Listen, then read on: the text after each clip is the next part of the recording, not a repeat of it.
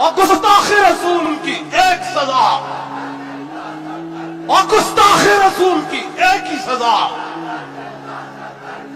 جانتے ہوئی میں تو دادا صاحب تو تھوڑے نال ہی چلے نعرے لا چلے وہ تھوڑے چہرے تو پتہ لگے. کل تک اشرف علی تھانوی رسول اللہ کے اوپر تو آپ فتوے دیتے تھے، ہم بھی آپ کے ساتھ. اب چشتی رسول اللہ نکلا ہے حشت بہشت کے اندر، تو اس پہ وہی فتویٰ چاہیے. آپ ہی ہمیں بتایا کرتے تھے کہ با خدا دیوانہ باش با محمد ہوشیار، کہ دیوانگی صرف اللہ کے لیے ہو سکتی ہے. محمد رسول اللہ کے لیے دیوانگی کرو گے تو بیڑا غرق ہو جائے گا اگر کوئی گستاخانہ الفاظ نکل گئے. اسی لیے یہ لوگ ان الحق کی بھی تعویل کر لیتے تھے کہ وہ تو خدا کی ذات میں فنا ہے، اور بڑا فخریہ بتایا کرتے تھے کہ ان الحق اس نے کہا تھا منصور الحاج نے. اگر وہ کہتا نا انا محمد ہوں تو ہم اس کی بات کی تعویل بھی نہ کرتے، اسے گستاخ ڈکلیئر کرتے. تو میں نے کہا سر پھر یہ مسئلہ آپ کو دکھا دیتے ہیں. تذکرۃ الاولیاء میں شیخ فرید الدین عطار المتوفى 627 ہجری، جو عربی میں کتاب لکھی گئی، پوری دنیا میں تصوف پہ اولیاء اللہ کے جو حالات زندگی ہیں، جس کو تصوف کے ہاں جن کو اولیاء اللہ مانا جاتا ہے، اس پہ اس سے اتھینٹک بک نہیں ہے. بریلوی دیوبندی دونوں چھاپ رہے ہیں. فضائل سنت میں بھی دعوت اسلامی کے اس کے حوالے موجود ہیں، اور تبلیغی جماعت کی فضائل اعمال اور فضائل صدقات میں بھی موجود ہیں. وہ ایک سمجھ لیں ایک بنیادی کتابوں میں سے بزرگوں کے حالات زندگی. اس میں نے کہا تھا کہ بایزید بسطامی کا آپ چیپٹر کھول کے پڑھ لیں. بایزید بسطامی المتوفى 261 ہجری، ایک تو ان کی معراج کے اوپر چیپٹر باندھا گیا جس میں انہوں نے کہا کہ میں نے چشم یقین سے اللہ کا مشاہدہ کیا. معراج یعنی معراج تو ہم نبی علیہ السلام کے لیے مانتے ہیں اور کسی اور نبی کے لیے بھی نہیں مانتے. انہوں نے ان کے بارے میں کلیم کی. اور پھر اس کے بعد کرتے کرتے اس چیپٹر کا جب کنکلوژن آتا ہے نا، اس کے اینڈ پہ وہ کہتے ہیں کہ جی جب ان سے سوال پوچھا گیا، سوال پوچھنے والے پتہ نہیں کیڑا بٹ سی، وہ کہتا ہے کہ دسو قیامت والے دن جو انسانیت ہے کس کے جھنڈے کے نیچے ہو؟ تو وہ کہنے لگے میرے جھنڈے کے نیچے. بایزید بسطامی کہنے لگے، اور اس نے کہا کہ میں قسمیاں کہتا ہوں کہ محمد اور تمام انبیاء، تمام اولین اور آخرین میرے جھنڈے کے نیچے ہوں. نعوذ باللہ. یہ بایزید بسطامی کی طرف منسوب ہے. ہم بزرگوں کے بارے میں ایک ٹن حسن ظن رکھ لیتے ہیں کہ انہوں نے نہیں کہا ہوگا، اور جو لکھنے والے وہ خود بزرگ ہیں، شاید انہوں نے بھی نہ لکھا ہو، بعد میں کتابوں میں کسی نے ڈال لیا ہو. تو پرنٹنگ بند کرو نا کتابوں کی. منطقی انجام تو یہ ہے نا. اور پھر وہ کہتے ہیں کہ اس سے بھی آگے جا کے کہتے ہیں لوائی اعظم من لوائی محمد، میرا جھنڈا محمد کے جھنڈے سے بھی بڑا ہوگا. وَلِيَعُوذُ بِاللَّهِ تَعَالَى نَعُوذُ بِاللَّهِ مِن ذَلِكَ. تو اور فرید الدین عطار صاحب اس کی تعویل کرتے ہیں کہ یار وہ اصل میں نا اس طرح کے کلمات ان کے منہ سے نکل جاتے تھے، وہ اس لیے نہیں کہ یہ کوئی اپنے آپ کو نبی علیہ السلام سے بڑا سمجھتے تھے، وہ اس لیے کہ ان کے منہ سے اللہ بول رہا تھا، اور اللہ کا جھنڈا تو محمد کے جھنڈے سے بڑا ہی ہوگا. یہ دیکھیں تعویل کتنی بڑی. بھائی قیامت والے دن تو جھنڈا ہونا ہی ایک ہے. بخاری اور مسلم دونوں میں حدیث شفاعت کھول کے دیکھ لیں. نبی علیہ السلام نے فرمایا کہ میں اولین اور آخرین کا سردار اور خطیب ہوں اللہ کی بارگاہ میں. قیامت والے دن میرے ذریعے شفاعت کا دروازہ کھلے گا. سب سے پہلے صحیح مسلم میں آتا ہے کہ سب سے پہلے میں قبر سے نکالا جاؤں گا، سب سے پہلے میں شفاعت کروں گا، اور سب سے پہلے میری شفاعت قبول کی جائے گی.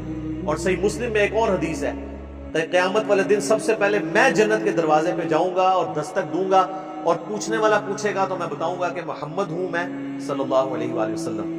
تو مجھے وہ داروغہ جنت کہے گا کہ مجھے حکم بھی یہی تھا کہ میں آپ کے نام کے سوا کسی اور کے نام کے اوپر دروازہ نہ کھولوں. صلوات بر محمد وآل محمد، اللہم صلی علی محمد وعلی آل محمد. تو سر یہ ہے مسلم شریف کی حدیثیں، اور یہ ہے میرے امام مسلم جن کی کنیت ہے ابو الحسین مسلم بن حجاج القشیری.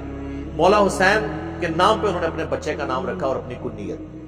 اور یہ 261 ہجری میں فوت ہوئے. آج چل رہی ہے 1442 ہجری 1442. اور مزے کی بات بایزید بسطامی بھی 261 میں فوت ہوئے ہیں، لیکن ان کی کنیت ہے ابو یزید تیفور بن عیسیٰ البسطامی. بعد بسطامی بھی پڑھتے ہیں، دونوں طریقے سے ٹھیک ہے.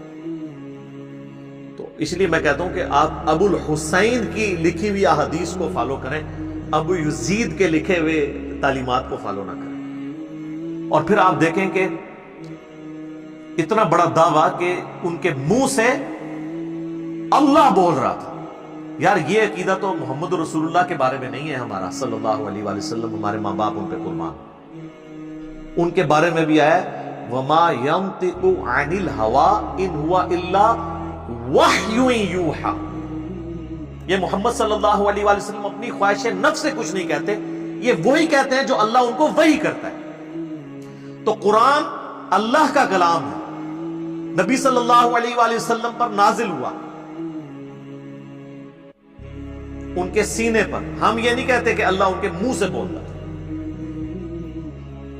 یہ تو ہمارا عقیدہ امام کائنات صلی اللہ علیہ وآلہ وسلم کے بارے میں نہیں ہے، اور آپ یہ عقیدہ بایزید بستامی کے بارے میں رکھتے ہیں۔ اور یہ سیم جملے کہ ان کے منہ سے بولنے والی حق تعالیٰ کی زبان تھی، کشف المعجوب میں علی بن عثمان حجویری جن کے مزار کے اوپر المتوفا 465 ہجری ہمارے یہ بابا جی خادم رضوی صاحب اکثر جایا کرتے تھے، اور ایون وہ کتاب بھی دکھایا کرتے تھے کہ جی یہ کشف المعجوب جو ہے نا، جس کا کوئی پیر نہیں اس کتاب کو پڑھ رہا، اس کتاب میں بھی بایزید بستامی کے بارے میں یہی لکھی ہوئی ہے تعبیر کہ یہ جو کہا کرتے تھے نا سبحانی سبحانی ما اعظم شأنی، میں پاک ہوں میری شان کتنی بلند ہے، تو وہ کہتے ہیں اللہ ان کے منہ سے بولتا تھا، ورنہ تو کوئی اپنے آپ کو پاک نہیں کہہ سکتا، وہ اللہ کہہ رہا تھا میں پاک ہوں، اور زبان ان کی ہوتی تھی۔ یہ سیم تعبیر وہاں پہ، بلکہ ادھر تو معاملہ اور بگڑ گیا۔ کشف المعجوب کے اندر صحب اور سکر کے چیپٹر کے اندر حضرت جنید بغدادی کے حق میں صحب علی بن عثمان حجویری نے ثابت کیا ہے، اور سکر ثابت کیا ہے بایزید بستامی کے حق، اور اس میں وہ پھر اس کے حق میں دلیل لانے کے لیے وہ کہتے ہیں کہ جی جس طرح حضرت داؤد علیہ السلام کی نظر اپنی ایک صحابی کی بیوی اوریہ نامی صحابی، یہ اوریہ مقبول جان وہی اوریہ ہے، اور ان سے بھی ہم ریکویسٹ کریں گے کہ حضرت کشف المعجوب کی آپ بھی بات کرتے ہیں، یہ بھی ذرا پڑھیں آپ کے نام کے اوپر کیا ہوا ہے اس کے اندر۔ اوریہ صحابی حضرت داؤد کا اس کی بیوی پہ نظر پڑ گئی ان کی، اور پھر وہ پورا ایک واقعہ من گھڑت جو تورات کے اندر ٹیمپرڈ فارم میں موجود ہے، ہماری تصوف کی کتابوں میں آیا، اور نعوذ باللہ انہوں نے اس اوریہ کو جنگ میں بھیج کے قتل کروا کے خود اس کی بیوی کے ساتھ شادی کر لی۔ یہ پورا ایک واقعہ ہے، اس کی طرف انہوں نے اشارہ کیا اور کہا کہ وہ جنید بغدادی جو ہے نا وہ اس صحف کے اوپر تھے، حضرت داؤد علیہ السلام پہ اللہ نے گرفت اس لیے کی کہ وہ حالت صحف میں تھے، یعنی ہوش کے اندر تھے۔ یہ صحف سین والا نہیں ہے، وہ سجدہ صحف تو ہوتا ہے نا بھول، یہ سواد والا صحف ہے، جان بوجھ کر نعوذ باللہ۔ اور کہتے ہیں کہ اسی طرح کا ایک واقعہ ہمارے نبی علیہ السلام کے بارے میں معاذ اللہ،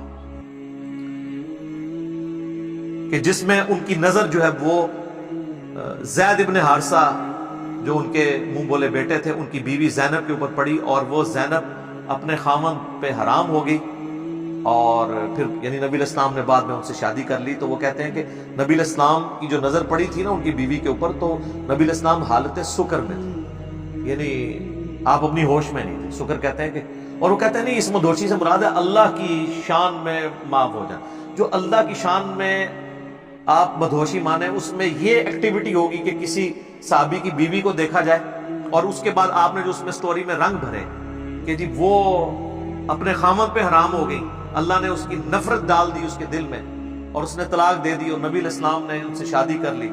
یہی تو غیر مسلم واقعات پیش کرتے ہیں۔ ایون پیر کرم شاہ صاحب الازہری جنہوں نے کشف المعجوب کا مقدمہ لکھا ہے، انہوں نے اتنی تعریف کی ہے اس کتاب کی، لیکن انہوں نے اس واقعے میں جو گڑبڑ ہوئی ہے وہ اس کو ہائی لائٹ نہیں کیا، اور الٹا انہوں نے ضیاء القرآن پبلیکیشن نے جو ان کی ضیاء القرآن تفسیر شائع کی ہے، اس میں انہوں نے سورۃ الاحزاب کی ان آیات کے کانٹیکسٹ میں لکھا ہے کہ یہ غیر مسلموں کی سازش ہے۔ اسلامی کتابوں کے اندر یہ واقعہ جو آیا ہے سیدہ زینب کا، اور کشف المعجوب میں وہ واقعہ آیا ہوا ہے،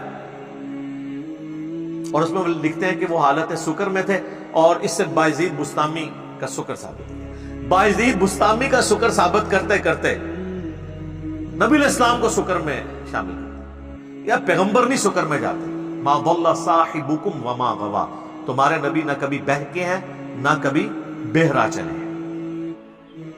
نبی کے اوپر تو اس طرح کی کیفیات طاری نہیں ہوتی ہے. تو یہ میں نے یعنی چیزیں ہائی لائٹ کی تھی. یہ تینوں حوالے یعنی میں ریپیٹ کر دیتا ہوں کیونکہ جو لوگ اب آگے ان کا مشن لے کے چل رہے ہیں, ہم آپ کے ساتھ اس مشن میں ہوں گے.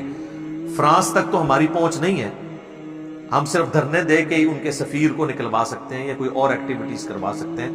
لیکن جو ہمارے گھر کے اندر گندگی موجود ہے اس کو تو ہم خود صاف کر سکتے ہیں. ایک دھرنا ہم ان پبلیکیشنز کے دفاتر کے باہر نہیں دے سکتے جو یہ کتابیں چھاپ رہے ہیں, تذکرۃ الاولیاء چھاپ رہے ہیں. میں نام نہیں لیتا ان پبلشرز کے, یہ نہ کوئی مجاہد ملت پہنچ ہی جائے. تذکرۃ الاولیاء کتاب, کشف المحجوب اور حشت بہشت. تذکرۃ الاولیاء سے میں نے وہ والا دے دیا, لوائی اعظم من لوائی محمد, میرا جھنڈا نعوذ باللہ محمد کے جھنڈے سے بڑا ہوگا. اور کشف المحجوب سے میں نے صاحب اور سکر کا واقعہ بیان کر دیا. اور حشت بہشت کے اندر وہ چشتی رسول اللہ والا واقعہ. اور پھر الٹی تعویل کرتے ہیں, وہ کہتے ہیں اس میں لکھا ہوا ہے کہ معین الدین چشتی اجمیری المتوفا 633 ہجری ان کی طرف منسوب ہے. ہم نہیں کہتے کہ ان بزرگوں نے کلوایا ہوگا, لیکن کتابوں میں تو چھپا ہوا ہے. وہ کہتے ہیں وہ اس میں لکھا ہوا حضرت خاص کیفیت میں تھے جب انہوں نے اپنے مرید سے کلمہ پڑھوایا, اور بعد میں انہوں نے یہ کہہ بھی دیا تھا نا کہ میں نے چیک کرنے کے لیے پڑھوایا ہے, کلمہ وہی ہے. تو سر اس سے تو مسئلہ حل نہیں ہوتا. اگر کوئی چیک کرنے کے لیے بھی غلط کلمہ پڑھوائے, اس کے بعد اس کو اس کفر سے توبہ کرنی ہوگی, اور صرف توبہ لازم نہیں ہوگی, بیعت بھی ٹوٹ چکی. اس میں تو انہوں نے بیعت کر لیا, تو ان کی تو اپنی بیعت ٹوٹ گئی تھی کیونکہ انہوں نے کلمات کفر کہلوائے تھے. تو اب جس کی اپنی بیعت ٹوٹ چکی ہے, ان کو چاہیے تھا, وہ کہتے ہیں کہ بیٹا میں یہ کفریات تیرے سے بلوانے کی وجہ سے, اگرچہ ٹیسٹ کے لیے بلوائے تو میں پہلے خود بیعت ہو کے آتا ہوں, پھر تجھے بیعت کرتا ہوں, اور نکاح بھی پڑھواتا ہوں, کیونکہ نکاح بھی ٹوٹے گا, خالی بیعت بھی ٹوٹے گی. تو یہ تو بہت بڑے پرابلم شروع ہو جائیں گے. اور یہ ہے با خدا دیوانہ باش با محمد ہوشیار. یہ با محمد ہوشیار والا مسئلہ ہے, یہاں نہیں کوئی کہتے ہیں خاص حالت میں تھے. تو میں اس کے اوپر خادم رضوی صاحب رحمہ اللہ تعالی کا جملہ بولوں گا کہ یار انہوں ہلکا نہ جانو, جیڑا پونکتا جے نبی ہوتے پونکتا جے, آگے اس گستاخی نو ہلکا نہ جانو. تو سر ہم بھی یہ کہہ رہے ہیں انہوں ہلکا نہ جانو. خاص حالت میں, بھئی خاص حالت میں آپ نے یہی کام کرنا ہے. چلو اللہ کے لیے ہوتا تو ہم تعویل مان لیتے.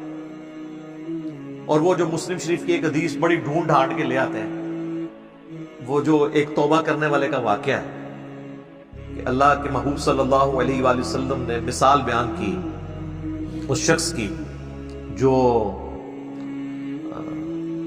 گناہ کرنے کے بعد اللہ کی طرف واپس آ جاتا ہے, اور اللہ کو کتنی خوشی ہوتی ہے کہ جس طرح کوئی شخص کسی ریگستان کے سفر میں ہو اور اس کا سارا ساز و سامان اونٹ پہ لدا ہوا ہو, اور اچانک وہ تھوڑی دیر کے لیے اس کی آنکھ لگے اور اٹھے تو وہ اونٹ ساز و سامان سمیت غائب.